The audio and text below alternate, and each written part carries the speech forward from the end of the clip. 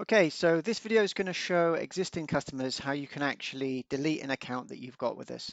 So this is an example would be registered with our web store. We store only your name and your email address. And say, for example, you want to delete that from our system. You don't want to no longer want to be our customer. I'm going to quickly show you how to do that. So the first thing you do is you make sure you've logged into ClickAlgo. So you've got to log in with your credentials that you normally use. Then just click on the support link here at the top right. It will come down here to your account portal.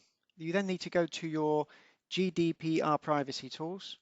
Now, we are European compliant about what data we hold on you and how to get access to your own data. So if you want to see what data that we store, you just click on export and it will actually tell you what we store. And again, it's only just very basic information. We don't store any bank details or anything like that. We just store what you put when you put on the registration form, which is just some basic details. And if you want to delete an account with us and you want it completely wiped off our system, you just click on the button below that says delete account. Once you've done that, you will no longer be able to log on to our website, but you can always re-register again at a later date. That's it. That's just to show you how to remove an account with us. Thank you very much. If you like the video, please give me a thumbs up at the bottom.